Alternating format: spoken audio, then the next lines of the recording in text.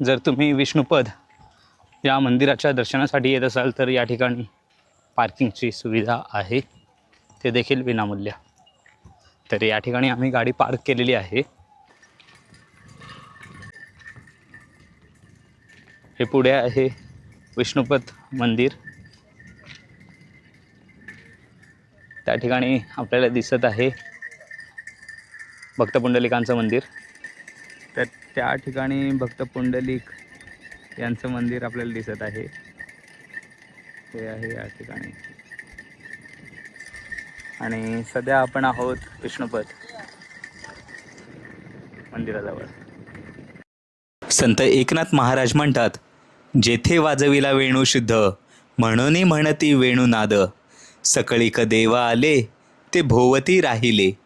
जोडले तेथे समपद, तया म्हणती विष्णुपद.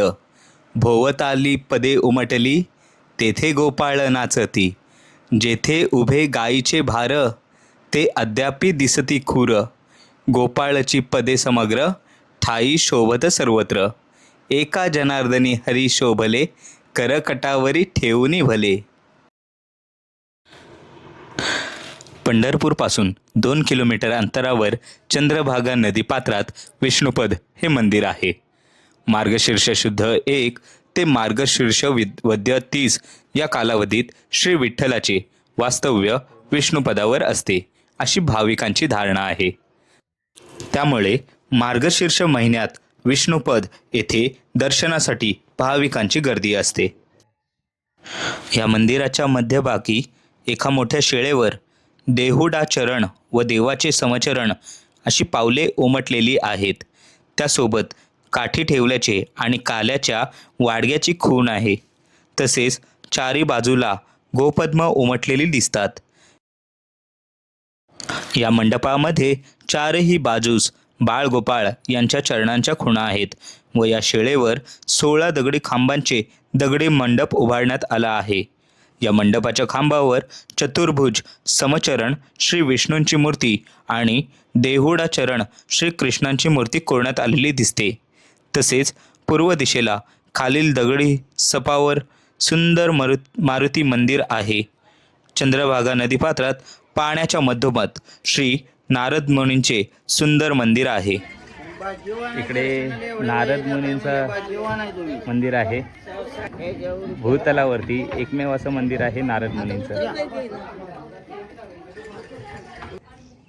हे बघा, अशा पद्धतीने नारद मुनी यांचं दर्शन करायला भेटतं बोटीतून.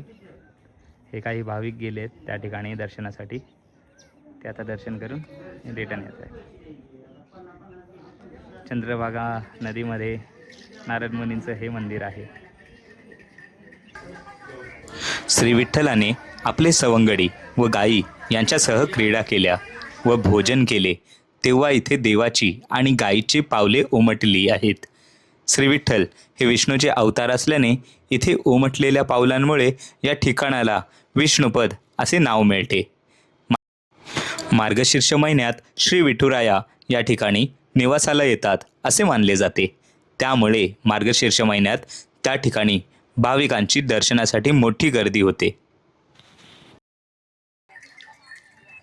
इकडनं आलो होतो आम्ही मंदिरात येण्यासाठी. आता इथूनच आम्ही रिटर्न जात आहोत. तर हा रस्ता आहे.